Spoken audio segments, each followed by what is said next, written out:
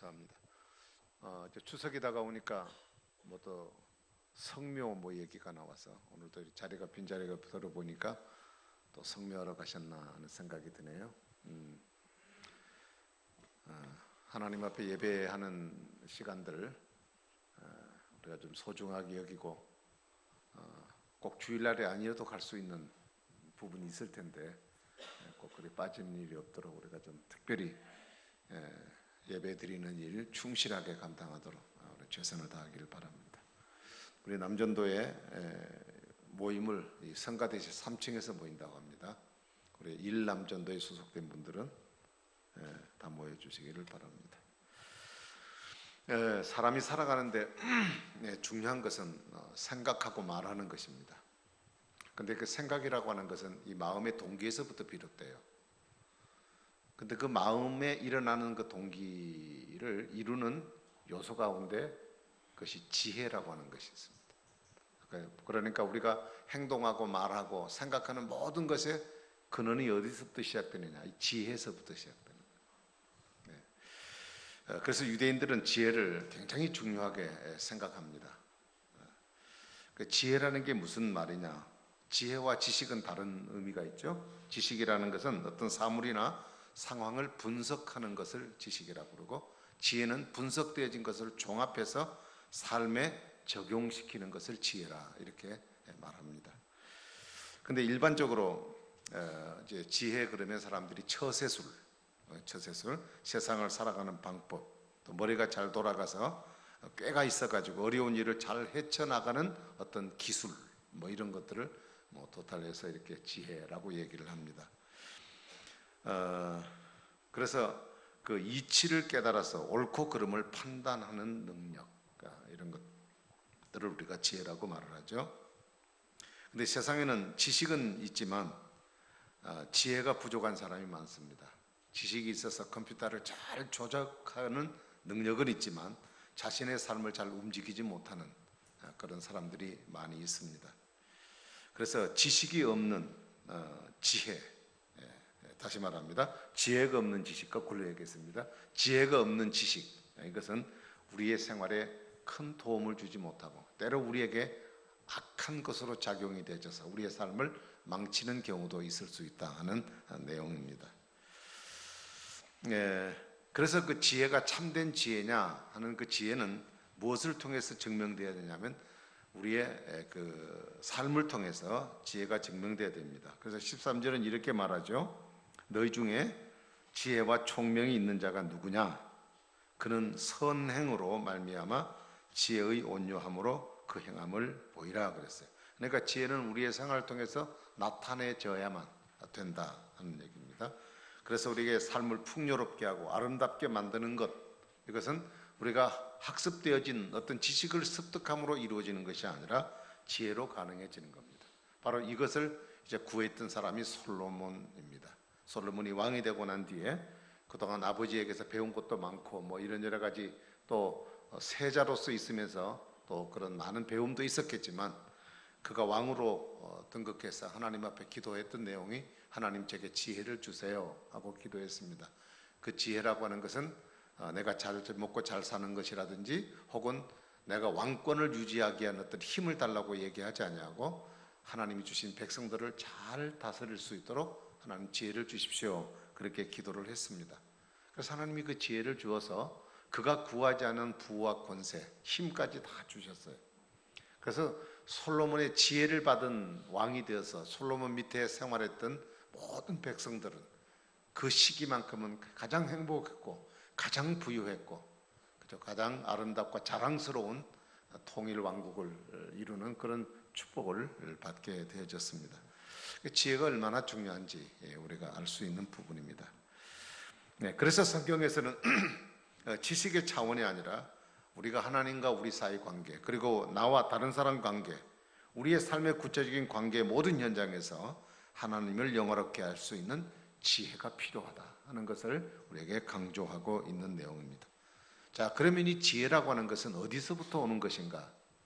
오늘 15절과 17절의 말씀을 내어보면 지혜는 두 곳에서 와요. 하나는 땅에서부터 오는 지혜가 있고 하나는 위로부터 오는 지혜가 있다 이렇게 말했습니다.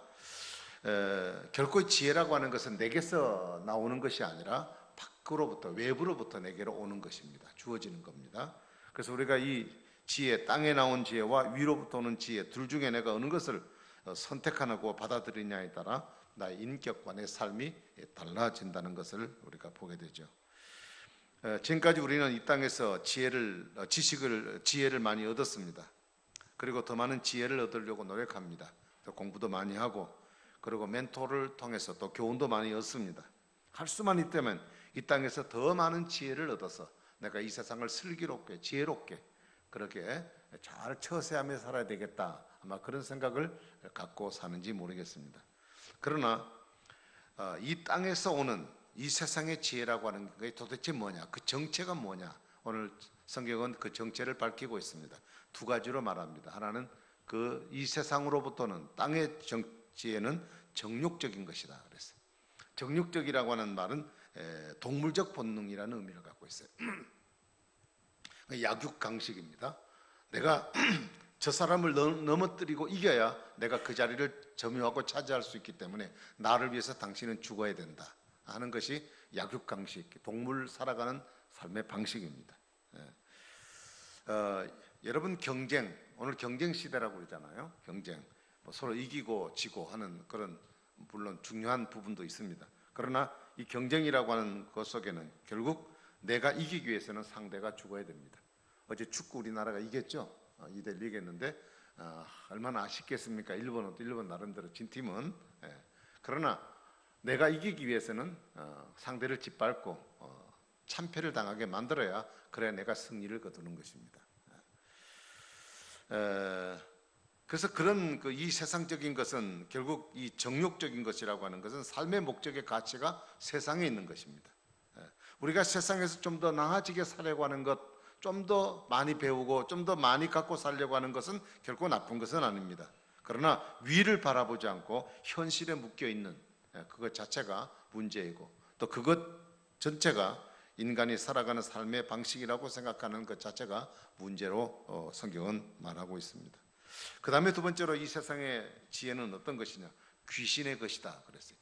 귀신 얘기만 들어도 무섭죠. 귀신의 것이다. 귀신의 것이라는 말은 뭐냐, 그 귀신이 갖고 있는 것을 그 사람이 갖고 있다는 뜻이 아니라 그것이 악용되어진다는 뜻입니다. 악용되어져. 우리가 요즘에 거의 대학 출신들이 이제 70-80% 이상이, 우리 젊은이들은 다 대학 출신들입니다. 많은 공부를 하고 많은 것을 배웠습니다. 근데 이 세상의 학문이라고 하는 것이 이게 잘못 이용이 되어지면 악으로 작용해져서 나도 망하고 당신도 망하는 그런 결과를 가져오는 것입니다.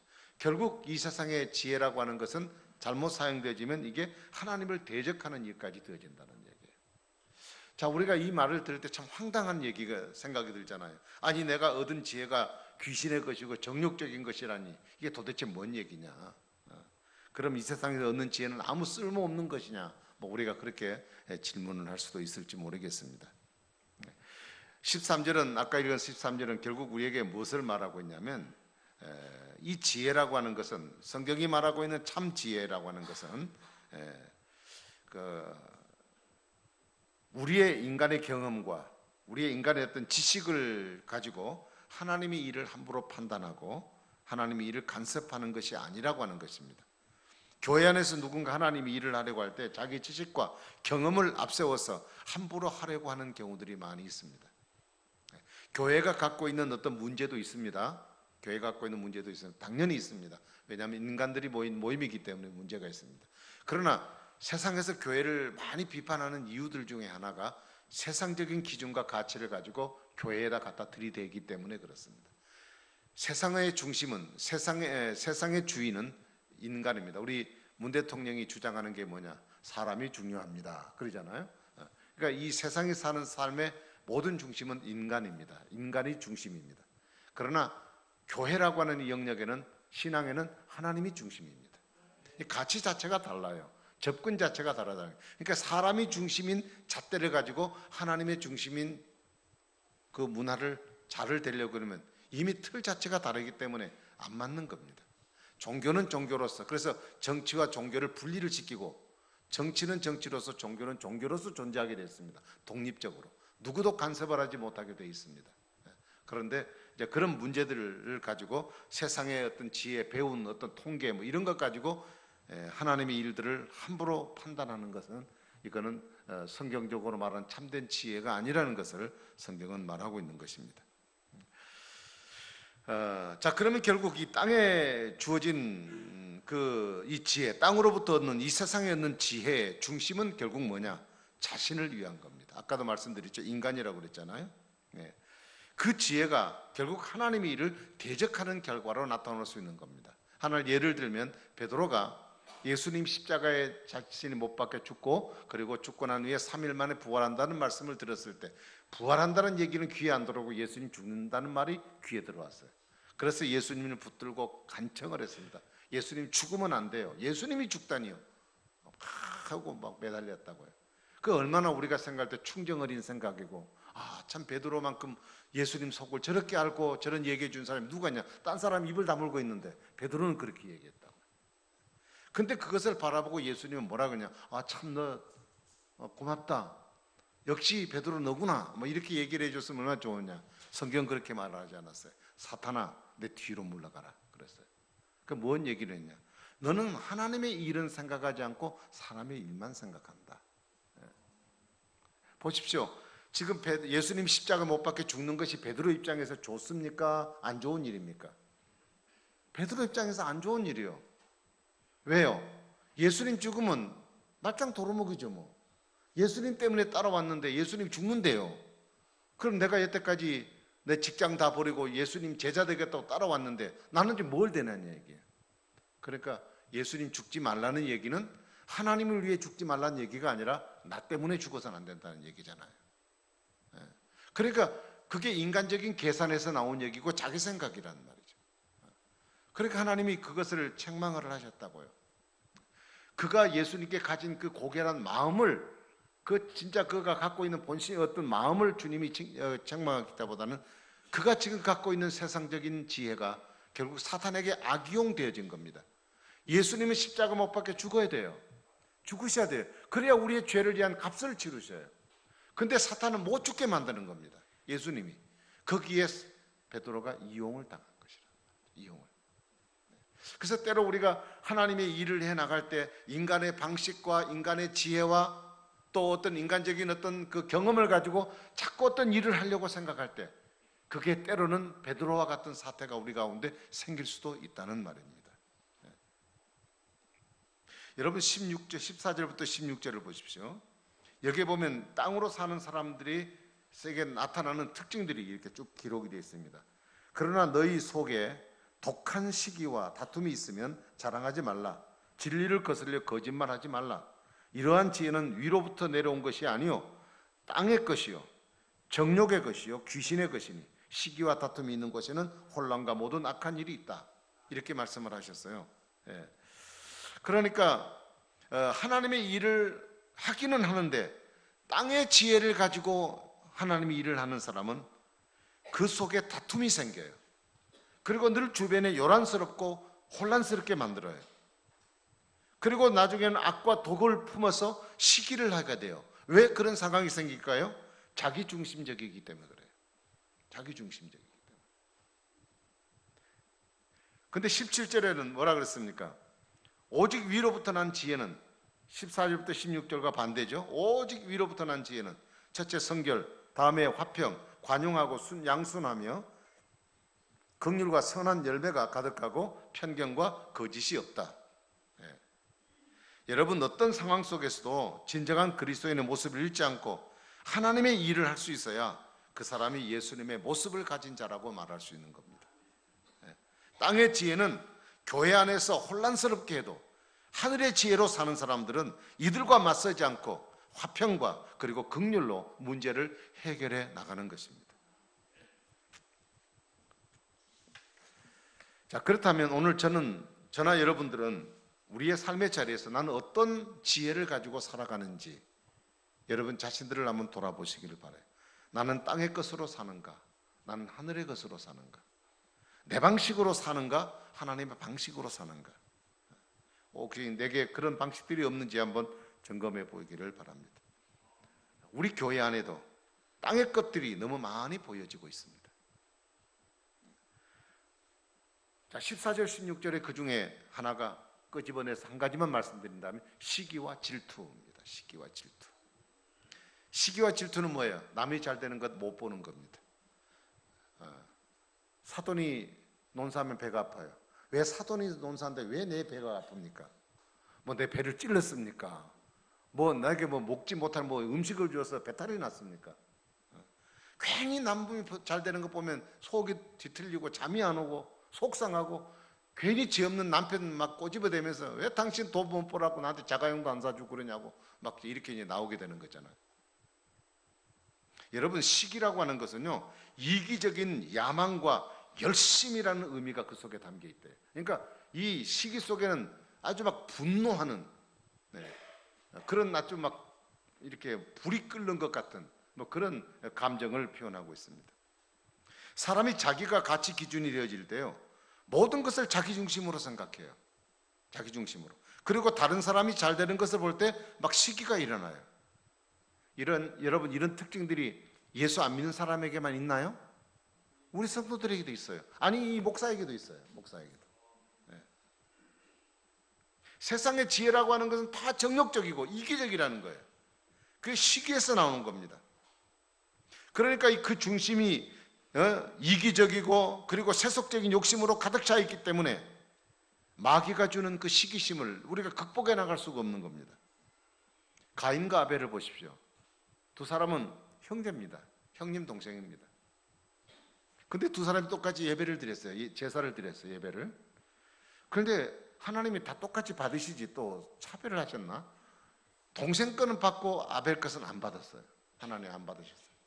그러니까 뭐 뿔 따고 난 거예요. 근데 뿔이 나면 하나님께 뿔을 내야지. 왜요? 받고 안 받고는 하나님이 하시지 동생하고 뭔 상관이 있나요? 근데 막 동생한테 막 분노가 끓고 막 시기가 생길 거예요. 동생이 돼갖고 형을 이기게 너무 기분 나쁘고 말이죠. 뭐 기분 나쁜 정도가 아니라 가만두면 안 될 것 같아요. 근데 생각을 하면 할수록 막 질투가 더 생기는 거예요. 그래가지고 동생 보고 어이 너 좀 나와 어디 들에서 좀 만나자. 그래서 들판에 나오는데 그냥 돌로 쳐서 죽여버렸잖아요. 최초의 살인자가 됐잖아요. 여러분, 가인이 생각이 왜 그랬겠어요? 이 시기와 질투, 이게 자기중심적이에요. 자기중심적. 나만 잘 돼야 되는 거예요. 다 잘 돼도 내 밑에 잘 돼야지 나보다 더 잘 되면 안 되는 거예요. 우리 사회에 각종 이 분규들이 많이 일어납니다. 분규 사태가 있습니다. 그런 사태 이면에는 나름의 어떤 연유가 있겠지만 그 속에 마음의 시기가 있고 다툼이 끊이지 않는 겁니다. 그래서 이 다툼과 결국 이런 분리들이 우리에게 생기는 거예요. 고린도 교회 같이 은혜가 많은 교회가 이런 육신적인 일이 일어났습니다. 여러분, 이런 마음을 갖고 사는 사람들에게는요, 가정이나 직장에서나 교회 안에서나 어디든지 당파를 짓기 좋아하고 분열을 조장하는 사람들이 되는 거예요. 이 다툼은 우리 가정의 화목과 직장의 행복과 교회의 축복과 그리고 이 사회의 아름다움을 빼앗아가는 문제가 되는 것입니다. 그래서 오늘 성경 본문에서 아주 단호하게 14절에 보니까 시기와 다툼, 이 세상에서 가져오는 지혜를 절대 자랑하지 말아라. 그 가진 것을 오히려 부끄럽게 생각하라. 이렇게 말씀하셨어요. 땅의 지혜는 결국 마귀가 준 교만에서부터 나오는 겁니다. 결국 교만이라는 것은 뭐예요? 내 자신을 나타내고 싶고 자기를 자랑하고 싶은 겁니다.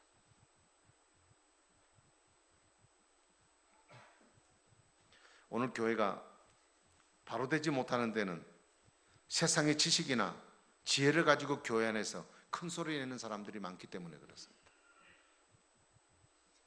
오늘 설교가 조금 좀 거친가 봐요. 숨소리밖에 안 들리는 것 같아요. 아유, 목사님 왜 또 저런 소리만 하실까? 제가 일부러 고른 것은 아니고 계속 하다 보니까 그 얘기 나왔습니다. 오해는 없기 바랍니다. 여러분, 어떻게 보면 세상적으로 잘 나가고 똑똑한 사람들 때문에 교회가 세워지는 것 같고 그 사람들이 있어서 우리 교회가 되는 것 같은 생각이 들 때가 있어요. 우리가 외부에서 볼 때는 이런 사람들이 교회를 든든히 새기는 이렇게 세워지게 만드는 그야말로 우리 교회의 실력 있는 교회로 보여질 수 있습니다. 그러나 여러분, 그런 사람들 때문에 그 교회는 어려움을 겪기도 합니다. 하나님의 교회는 결코 세상적인 지식이나 그 어떤 것으로 세워지고 유지될 수 없는 지극히 거룩하고 존귀한 곳입니다. 그래서 야고보는 사람들이 믿음으로 구원에 이르렀다고 하는 사실은 분명하지만 그럼에도 불구하고 행함이 없는 거짓된 믿음은 죽은 것이요, 사탄도 그런 고백은 할 수 있다. 사탄도 뭐라 그래요? 하나님은 살아계시고 능력이 많은 분이라는 걸 사탄도 다 알고 있다는 얘기예요. 우리가 지혜가 있다고 하지만 나타내지 않는 거짓 지혜를 자랑하는 것들을 우리가 부끄럽게 그렇게 만들었습니다.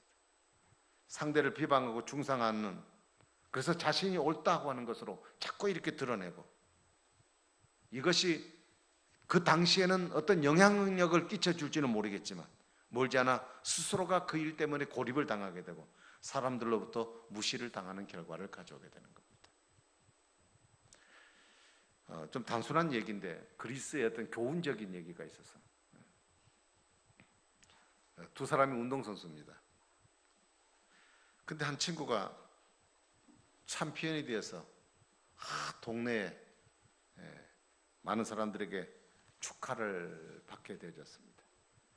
그리고 거리에 막 퍼레이드를 벌리고 다니면서 막 영웅이 된 것을 이렇게 사람들이 칭송을 했습니다. 그게 한편 이 친구가 너무 속상한 거예요.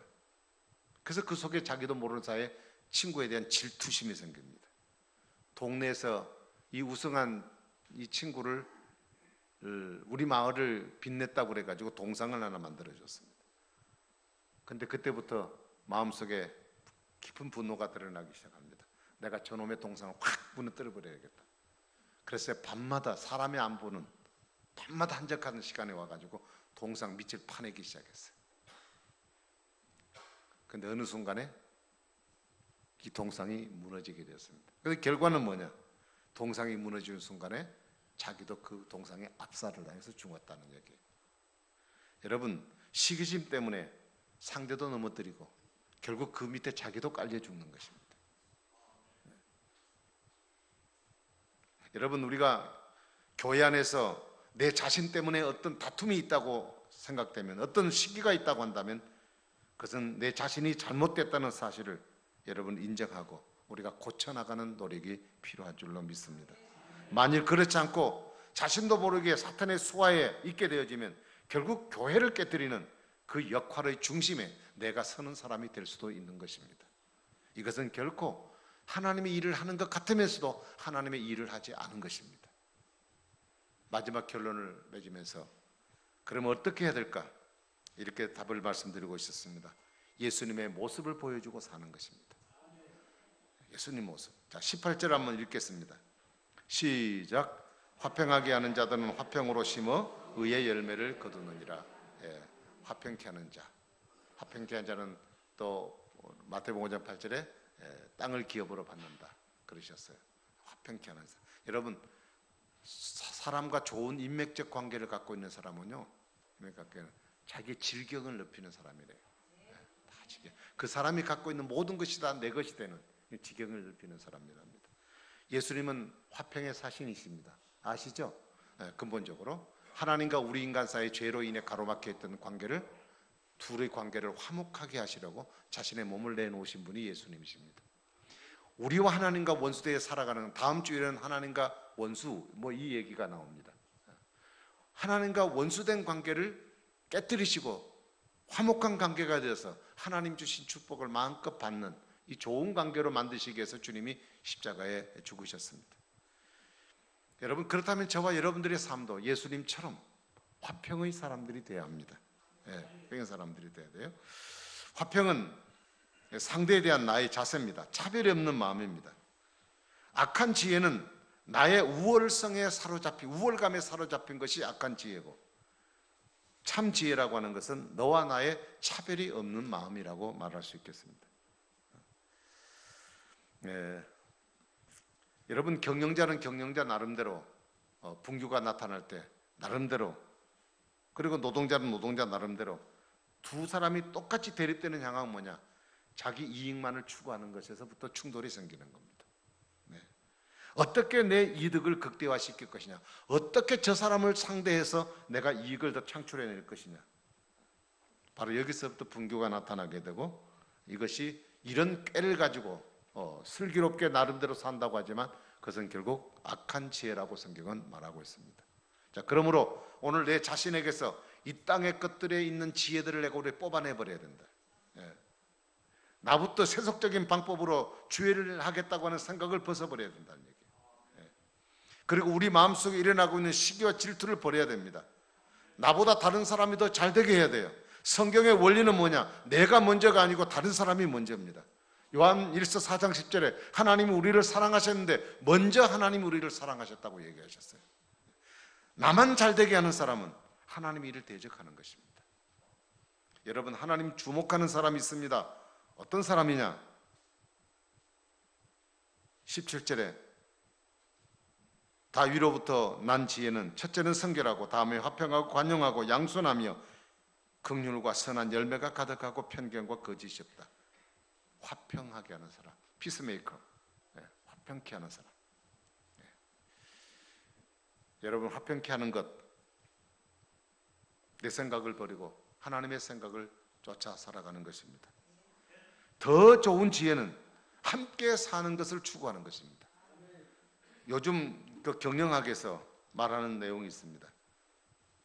모든 방법에는 승패의 원리가 아니라 승승의 원리다 이랬어요.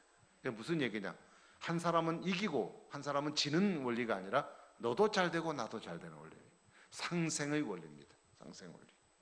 여러분, 참 지혜는 서로가 잘 되는 평화를 추구하도록 하나님께서 만들어 주신 겁니다.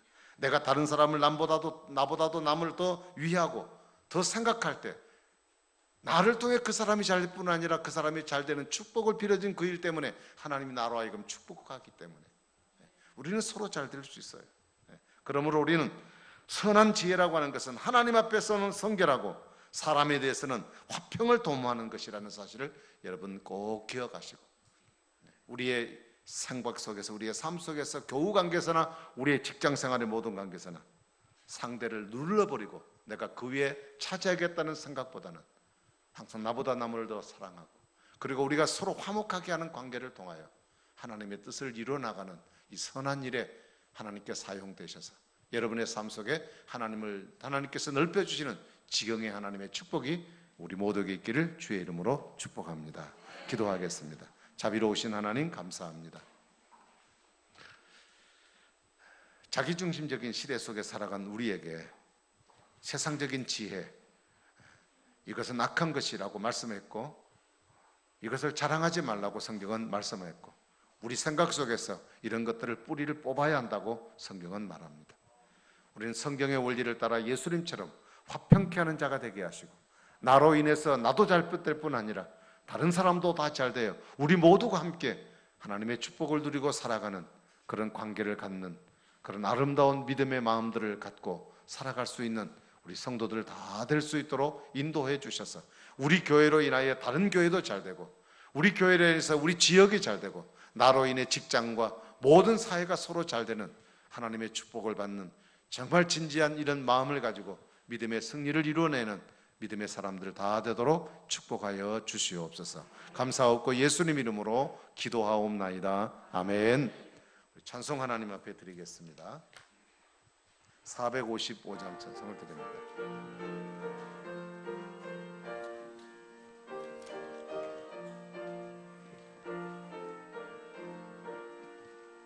주님의 마음을 본받는 자, 그 마음에 평강이 찾아오는 음악한 세상을 이길 힘이 하늘로부터 임함이로다.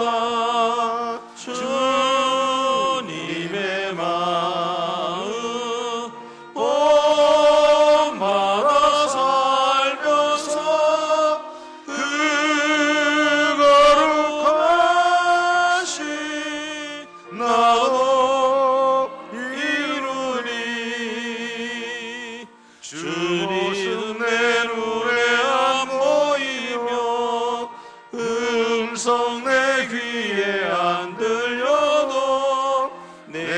영혼 날마다 주를 만나 신령한 말씀을 배우도다.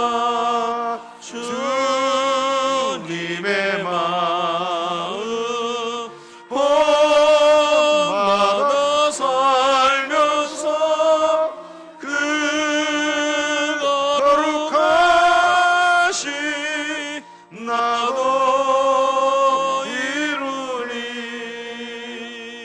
가는 길 거치고 험하여도 내 맘에 불평이 없어짐은 십자가 고난을 이겨내신 주님의 마음 본받음이라.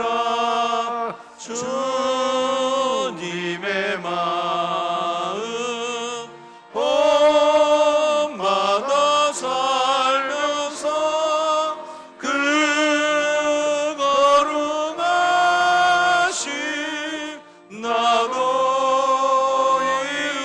이루리. 주 예수 세상에 다시 오실 그날의 무성도 변하여 주님의 빛나는 그 영상을 다 함께 보며 주 찬양하리. 주님의 마음 본받아 살면서 그 거룩하심 나도 이루리. 좋으신 아버지, 우리 사랑하는 성도들 한 주간 혹은 한 달 동안 세상 속에서 열심히 살고 또 힘든 삶의 과정 속에도 낙심하지 아니하고 하나님 의지하는 믿음으로 살다가 하나님께서 허락하신 귀한 물질을 주님께 예배와 함께 귀한 예물로 구별해 드립니다.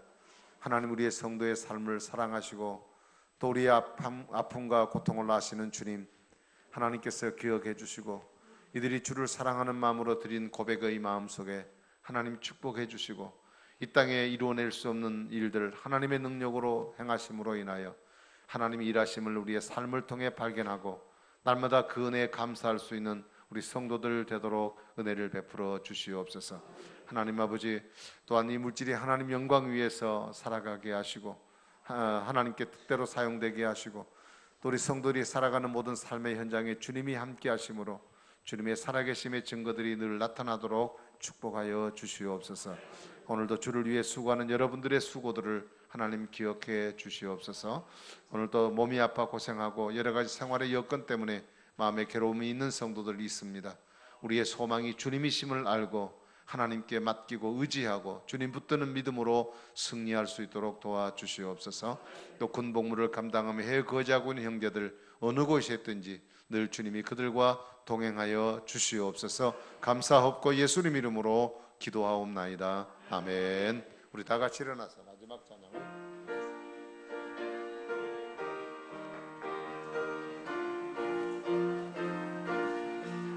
십자가 운명들아 주 위에 일어나 내 힘이 부족하니 주 권능 믿으라.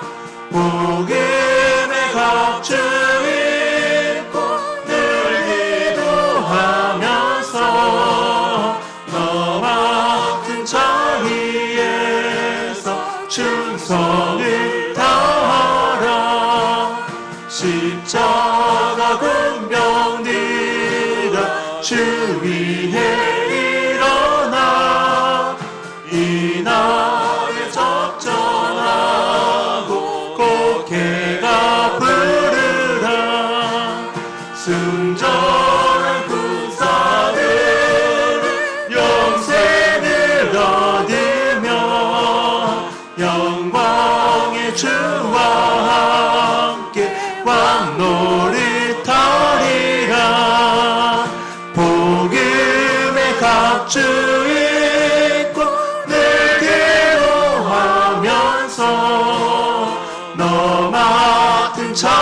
자리에서 충성을 다하라.